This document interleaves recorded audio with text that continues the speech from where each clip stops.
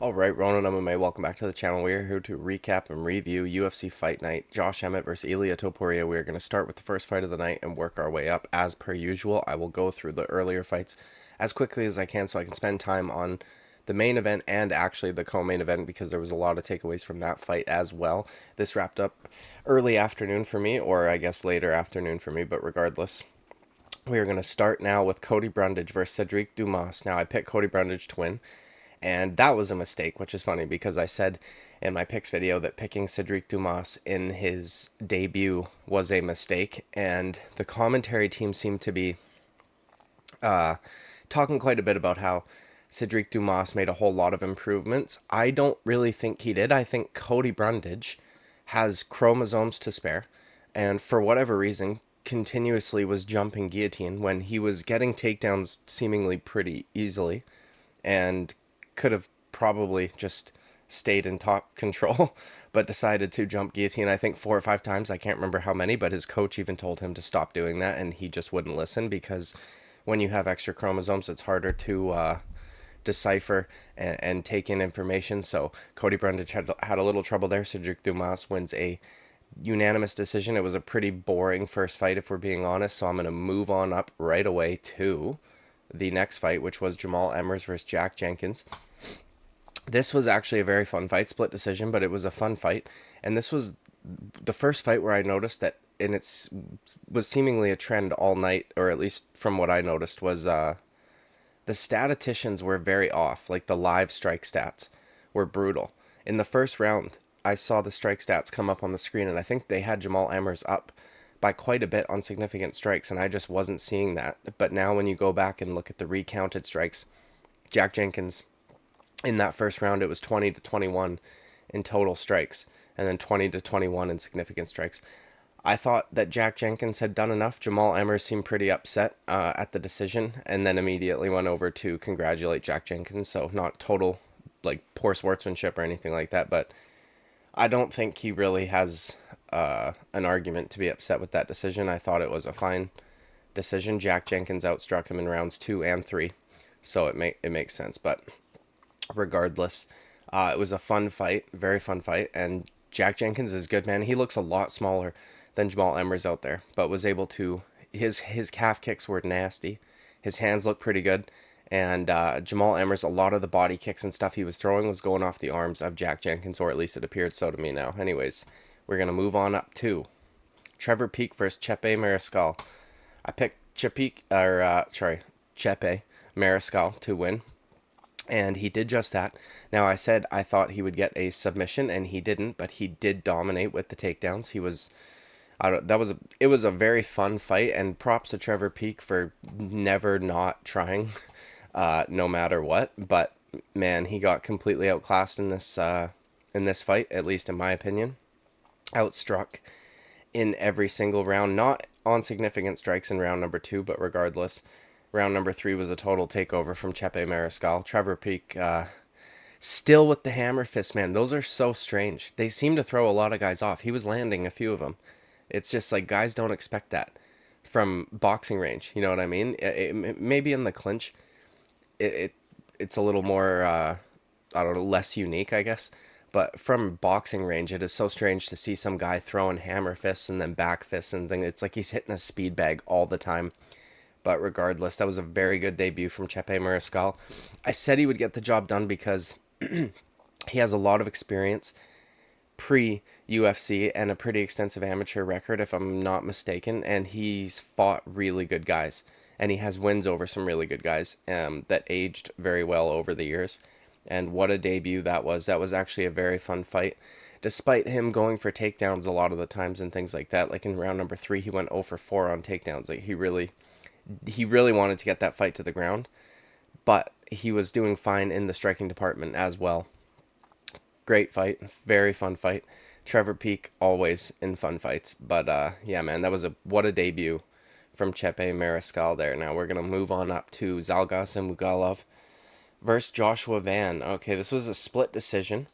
And this was another one where ZHUMAGULOV was pretty upset by the decision. He seemed to have thought that he had won. And I wasn't quite sure why. He got outstruck in every single round. Uh, Dude, the total strike numbers. Okay, he did not get outstruck on significant round or strikes in round number one, but in round two and round three he did, and by a pretty significant margin. He just wasn't doing enough damage, I didn't think. And I didn't think he really had any reason to be upset by the decision. Now, he's still competitive, but it's unfortunate that, he has seemingly close fights with really good guys, and then he's got a 21-year-old in here, and it goes to a split decision again. I just feel like, I don't know what it is about. I don't know how old he is. I can't remember off the top of my head, but man, I feel like he should probably retire. At flyweight, you've lost now 6 in a row, 6 of your last 7. The guy's having issues. And Joshua Van, another guy making his debut, very young kid, against a guy who has fought a ton of competition, good competition in the flyweight division. Guys that are, at the top of that division, Manel Kopp, Jeff Molina, not anymore, but Manel Kopp and, guys like that. So what a statement. Even though it was a split decision, it was also a very fun fight. Round number 2, he almost got him out of there. ZHUMAGULOV was hurt and out on his feet, seemingly, but was able to survive and make it to round number 3, where he didn't really have a whole lot for Joshua Van, so I'm not sure why he was upset by the decision. You know what I mean? It's a lot of guys do that, man, where they throw their hands up and get all triggered. It's like, dude, you fucking lost. I don't know what to tell you, but regardless. Again, great performance by Joshua Van. Debut against a tough guy who, despite losing so many in a row, is still a tough out, especially for a guy making their debut. So it was good on him. Joshua Van moving on up to Tabatha Ricci, Baby Shark, hey, the worst nickname of all time, versus Jillian Robertson. I picked Jillian Robertson to win because I thought she would be able to get the takedown and work her grappling and, possibly get a submission. On Tabatha Ricci, she was unable to do that. Tabatha Ricci was the one with more takedowns. She went 3 of 8 on takedowns, and she outstruck Jillian Robertson by quite a wide margin. And not just that, the shots were way more damaging coming from the side of Tabatha Ricci. Jillian Robertson's striking is fucking horrible. It truly is. She stands completely straight up with her feet almost together, which is just not okay, dude. Like, you can stand straight up, like maybe like Jorge Masvidal's a good example of this, but your feet have to be a little bit apart. You know what I mean? To throw shit. She has zero power coming from anywhere because her legs are just completely straight up. You can't build any momentum, torque, or, you know what I mean, anything like that when your legs are already fucking completely extended. And man, yeah, I thought it's so crazy. She's so inconsistent in her career. I don't think Tabatha Ricci is like incredible. You know what I mean? I think there's names that Jillian Robertson has faced where she's looked better against that are way better and way more established in the strawweight division. But regardless, good performance by Tabatha Ricci. She is a very short individual, but she looked very good on the feet. Outstruck Jillian in every round, aside from round number 2. And as I said, her shots were doing way more damage. Jillian Robertson just does not get enough pop. She doesn't have enough pop on her shots. She's just sticking her arms out basically. But great performance by Tabatha Ricci. She moves her way up the strawweight rankings, and we are moving on to the next fight. Mateusz Rebecki versus Loic Radzhabov. I picked Mateusz Rebecki, and I said that he would get a decision, which he did not do that. He got a finish, and that was good on him. I was a little iffy about picking him, and yeah, he looked great, man. He fucked dude's legs up, both legs.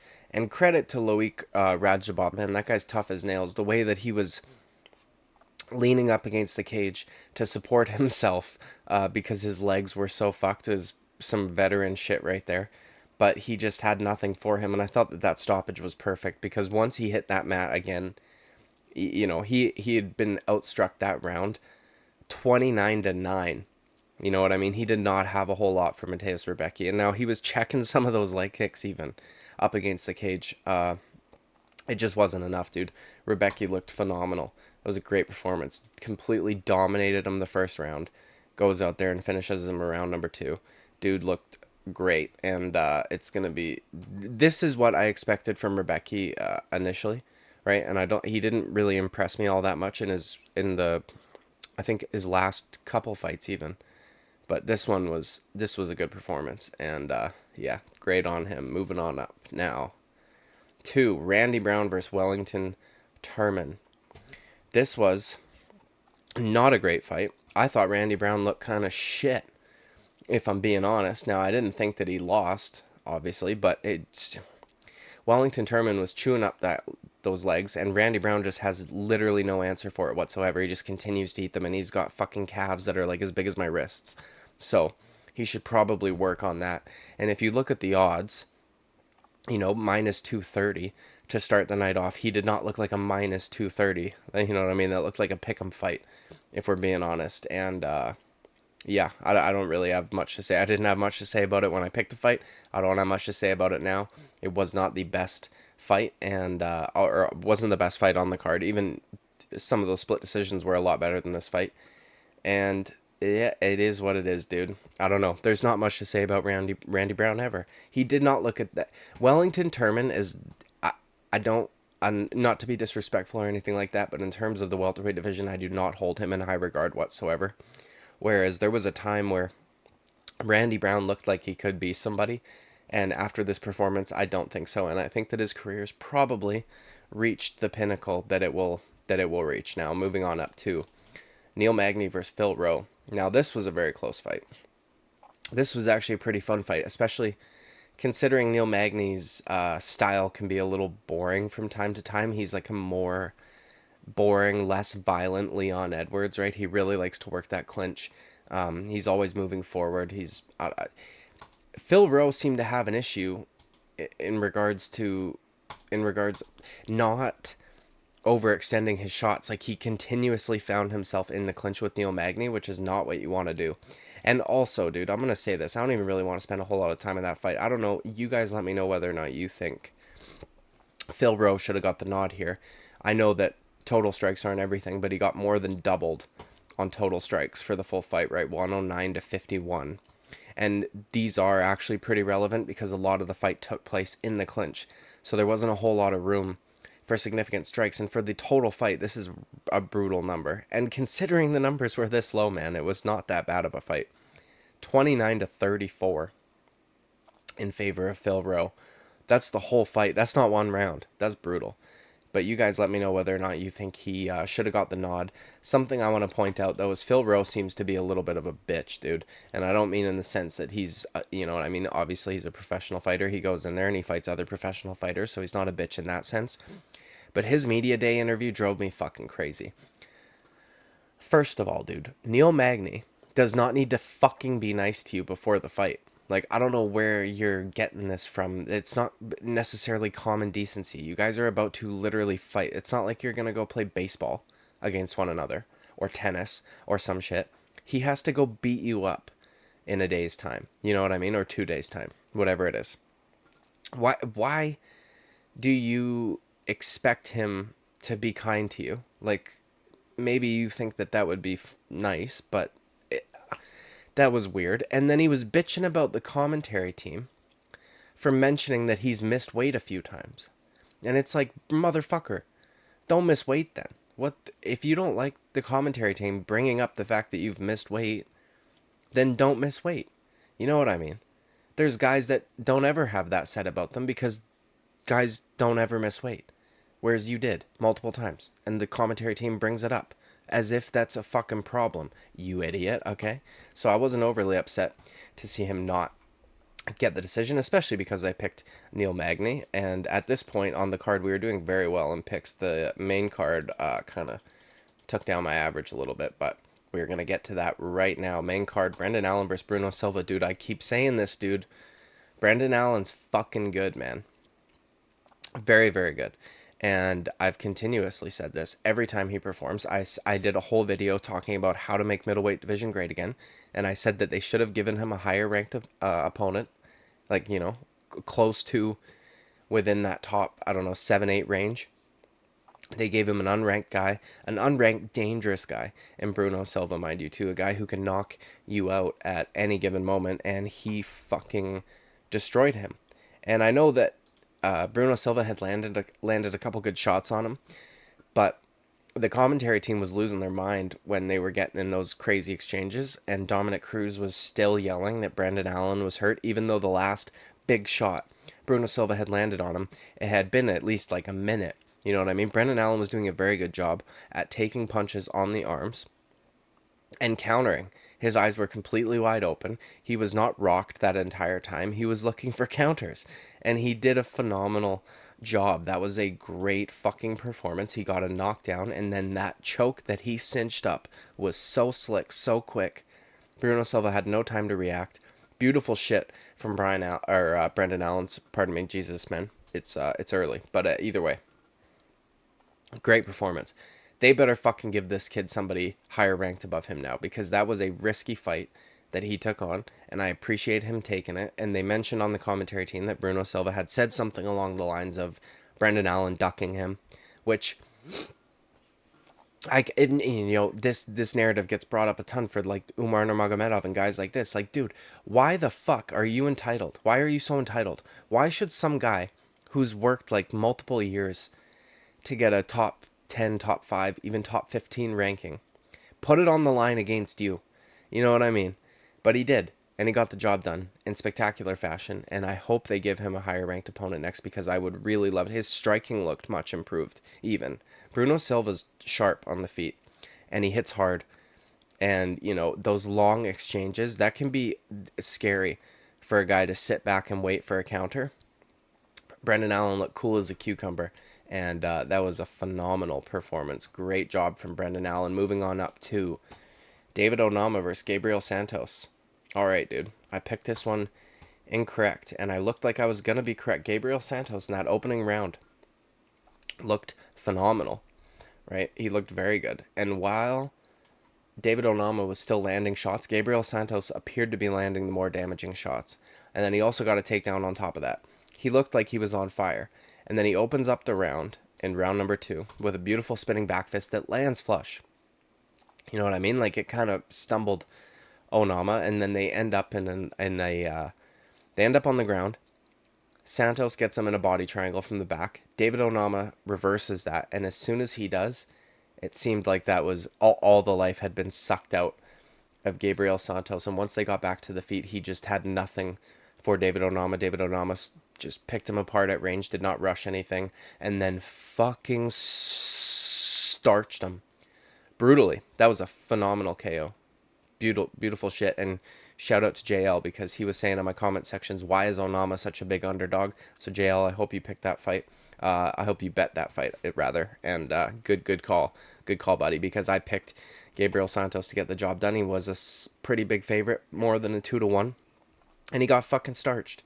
So great performance by David ONAMA. And, you know, it's like it took him around to wake up. You know what I mean? He was getting hit with some shit that I was like, fucking, why? I don't be getting hit with that. You know what I mean? But then he ate that back fist and fucking got the job done in spectacular fashion. So moving on up now to Austin Lane versus Justin Tafa. I got quite a bit to say about this one. This shit drove me crazy. There's no point talking about the fight. Sure, Austin Lane landed a couple good body kicks, right? They didn't appear to...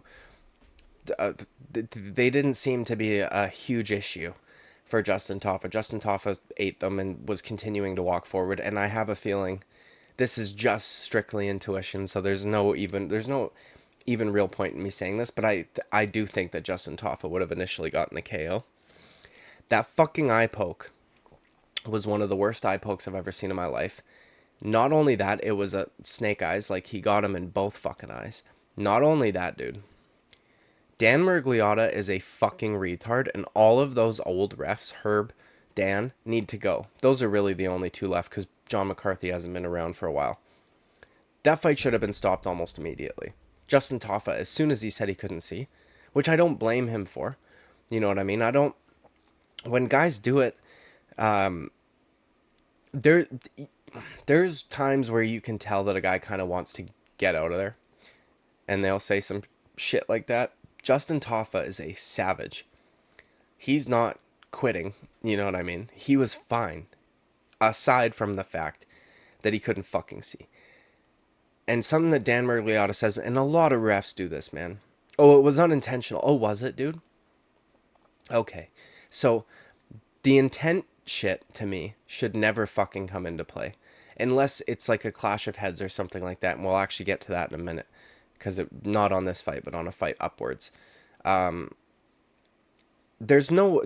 A referee should not be ascribing an intent to an opponent. Because you're not a fucking mind reader, guy. Dan Mergliotta. You're not a mind reader. And you go into the back and you tell them the rules and you warn them about the hands not supposed to be outstretched and forward and all of this shit. They get multiple warnings. They know the rules. This is their fucking job. They're professional fighters. Then he goes out there, and because Justin Tafa's coming forward with big shots, he misses his shot and then goes to post off with his fucking hand like this and stabs both of his fingers fucking second knuckle deep into his eye, and you call that unintentional. That shit drives me nuts, man. That was fucking brutal. Brutal. Like, absolutely brutal. And I'm not even saying that Austin Lane meant to do that. But what I am saying is that you shouldn't even be considering that. That should have been, dude, in my opinion, and really only because of the win bonus structure of pay, I feel as though if there is a blatant foul, one of that stature, that was a horrible, horrible foul, where his fingers were clearly out forward. It wasn't like he had them down or straight up, I mean, and Tafa kind of like bent into it or some weird shit. It was like he wanted to get away from Justin Tafa and he fucking went like that. You know what I mean? And because of the win bonus structure of pay, if a guy does a foul that blatantly, that horribly, fucking DQ him. That was one of the worst eye pokes I've ever seen. And his eye was bleeding. And I don't think it was the eyeball itself that was bleeding. I think his eyelid was bleeding because Austin Lane needs to cut his fucking nails, which is also something you're supposed to do. Right? You're supposed to cut your nails. It's proper etiquette. Even when you go to the gym, man. If you're doing anything aside from fucking gloves, with gloves on, right? If you're doing MMA drills, if you're doing wrestling drills, if you're doing grappling drills, if you're doing anything like that, even if you're doing clinch work drills, anything that you don't have boxing gloves on for, you are supposed to have your nails trimmed. Same with your toes. That was brutal, man. And credit to Tafa for even giving it the 5 minutes. I can only imagine the kind of fucking pain that I was in. You know what I mean? And Dan Mergliotta was like trying to convince him to continue on. And that fucking Florida doctor is Florida. Florida. He's like, he was gonna let Justin Tafa continue if he told him that, nah, he's fine. You know what I mean? I don't even know if Justin Tafa would have had to have told him that he could see in order for that doctor to let that fight continue. I think he would have let it continue anyways. But that is some bitch shit, dude. I can't stand that. I'm not saying that he did it on purpose. I'm not saying he intentionally, with his fingers outstretched like that, directly in Justin Tafa's eyes, tried to poke him in the eyes. But what I am saying is that shouldn't matter. Intent shouldn't matter. You know the rules. You get reminded of them. Your first warning is in the back. If you do some blatant shit like that, DQ immediately. So Justin Tafa doesn't lose half his fucking money because of your retard ass who got knocked out by Greg Hardy, okay? Moving on up to the co-main event, which, by the way, this fight exceeded my expectations by like a factor of 1,000. Maycee Barber, who I hate, and everybody knows this, okay, looked fucking way better. And John Anik mentioned something, and I laughed my ass off when I heard it, because to me it was like what I say about her, but in a very professional way. He said that the distance management for Maycee Barber looks way better than it did before, right? They were talking about how much she had improved, and John Anik had mentioned that, and I thought, yeah, that's what I've been saying. You know what I mean? Except I say it a lot more meanly and less professionally, but that's okay. She looked way fucking better. And something else, though, dude, and credit to, that was a fucking war, man. That was a war. They were both bloodied up. Amanda Ribas, credit to her also, although she did some shit that drove me crazy, dude.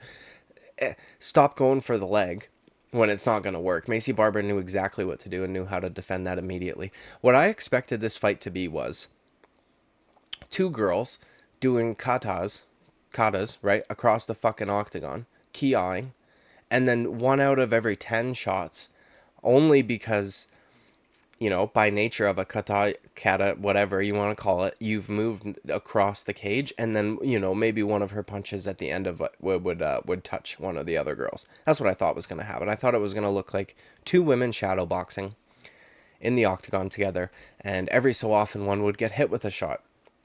That wasn't the case, though. These bitches fucking, I don't know why I call them bitches, but Jesus Christ, dude. They went full hog. That was a crazy fight. Great fight. Insane. And Macy Barber looked way better. She has made massive improvements on her striking. And to be fair, a lot of it was due to, Amanda Ribas not trying to stay away from her. Like, they were just completely going at each other all the time. I mean, they were always within range of one another. Her head kicks looked way better, which is what started off the finish in round number 2. Something I want to point out is, and I'm not bringing this up because I don't like Macy Barber, and I'm not bringing this up to say that it shouldn't have been counted as a finish, but if you go back and watch that finishing sequence after Macy Barber hit her with a head kick, Amanda Ribas backs up, Macy Barber follows her, Macy Barber lands a couple good punches, and then I think Ribas even landed a counter, and then I think Macy Barber lands another head kick. They clash heads, and then Amanda Ribas drops and tries to shoot for a takedown in like survivability desperation mode. And the reason I bring that up is not because I don't think that should have been a TKO for Macy Barber, or not because I don't think that I think it should have been a finish. But my point is that last week we saw a guy get his phenomenal finish fucking robbed of him over a completely accidental clash of heads where, from the ricochet basically, or like the ricochet of the takedown that he had just landed bounced his opponent back up into his fucking face. You know what I mean? And then it KO'd him. And then he savaged him with elbows. Right, that was a not a no contest. It went to the cards, and so the guy still got the win, but he could have had a phenomenal slam KO. Basically, probably would have gotten an extra 50K on top of it. And then here we have Macy Barber and Amanda Ribas clash heads with one another. And mind you, Macy Barber had already kicked it off. Like, Ribas was hurt, no doubt. But still, dude, like, what the fuck? And I'm not saying that Barber shouldn't have been a finish. I'm saying that last week guy got fucked. I can't even remember his name off the top of my head because there was a couple guys that got fucked last week. But, man, Macy Barber looked way fucking better, dude. And it sucks because I don't like her. But I do like and appreciate martial arts. And I appreciate when people make improvements. And I appreciate also that her coaches probably recognized the range management issue as well. And they told her, you need to stop throwing head kicks when your opponent's 10 fucking feet away, right? We need to work on that. We need to get you some contact lenses because you can't see properly. And they fixed it. And I like that because she was, not looking very good her last few. And yeah, she's got 5 straight, right? So she shouldn't be calling out for the champion, but that's okay, dude. That's just Macy Barber. Anyways, dude, moving on up, main event. Wow, dude. Ilia Topuria is a bad fucking motherfucker. Holy shit, what a fight. And also, before we start, I want to give all the credit in the world to Josh Emmett, because had that been a lot of other guys in there, that we would not have gotten to see what Topuria is capable of over the course of 25 minutes. That was a crazy fight, man. Insane. And I also want to say this, not to be a dick, because Josh Emmett did just put on an incredible performance like that, but when he's got his beard, his big Foch beard, he looks like a bridge troll, right? Like from Dora the Explorer. When he shaves his face, however, he looks like, and I don't know how many people are going to understand this reference, but I finally figured it out last night. I always thought he looked a little goblinish. He looks like a Falmer from fucking Skyrim. That's what he looks like, dude, which are like the feral elves that live in the fucking dwarven mines and shit like that. I don't know how many people are going to understand that, but look it up, dude, because Josh Emmett is virtually identical to a Falmer. This was complete and total domination, 50-42. That's a crazy scorecard to see against men, you know what I mean? One man against another. Josh Emmett looked pretty decent in the opening minutes, But Ilia Topuria was simply making reads, and after that, Ilia Topuria just completely took over. His boxing looked unbelievably crisp. Unbelievably. And, man, he was on fire, dude. But I said this in my breakdown and picks or whatever. Josh Emmett has a very underrated chin, man. And he does. Because Ilia Topuria hit him with everything he possibly could. And then the way Josh Emmett comes out there in that 5th round, that was phenomenal to see from a guy of his age, a guy that long in the tooth, a guy that's had that many wars, taken that much damage, come out in there in the 5th round after he's getting completely dominated and just give her, dude. We don't see that enough, you know what I mean? Like, Irene Aldana should have done that against Amanda Nunes, like shit like that. Guys who know they're down and they still don't come out because they're just like, I'll just lose a decision anyways. You know what I mean? I'd rather lose a decision than get finished. Josh Emmett's like, I'd rather die than lose a fucking decision. And I love that shit, man. So that's probably due to his Falmer genes because he's feral, but that's okay. Ilia Topuria, man. Holy shit. But also something I want to point out is how fucking damaging and savage is Yair Rodriguez. That he finished Josh Emmett that fast. You know what I mean? And Ilia Topuria hit him with everything he has to offer. And Josh Emmett is still standing, coming at him. And I'm not saying that to take away from Topuria's performance. You know what's weird? I think that Yair Rodriguez is a worse matchup for a lot of guys in the division. Or not a lot, but I think Topuria has a better shot at beating Volkanovski than he does at beating Yair Rodriguez. And I do not want to see Max Holloway fight Ilia Topuria either, because I think that Max Holloway would take a lot of damage. Because while Max Holloway's boxing is nice, he does not have the power, I don't think, to keep Ilia Topuria off of him. And, you know, maybe after rounds 3-4 type deal, the volume will be overwhelming for Topuria, and maybe he'll begin to gas, because in that 5th round he looked like he was maybe trying to take it off, right, trying to harness his nickname and become the Matador, which he is very good at doing, by the way. He's very good at slipping shots and countering and all that good stuff. But man, what a fucking performance. We've now got the 4 horsemen in the featherweight division. Unfortunately, one of them has lost to the champion 3 times already, but you know what I mean. Volk, Max, Yair, Ilia. And Ilia Topuria is phenomenal, and I can't wait to see him fight fucking any one of those guys. It's unfortunate that they're all matched up, because in terms of rankings and stakes and all of that shit, I would way rather see Topuria fight Max Holloway than the Korean Zombie, who, you know, should be retired and is going to go take a bunch of brain damage to just retire in Asia instead of doing it in America. But regardless, dude. Great performance by Ilia Topuria. Great fight overall. Josh Emmett, the Falmer, is a fucking savage. And I was kind of hoping he would retire, because he's taken so much damage. But I guess he didn't want to on the spot make the decision, which is okay.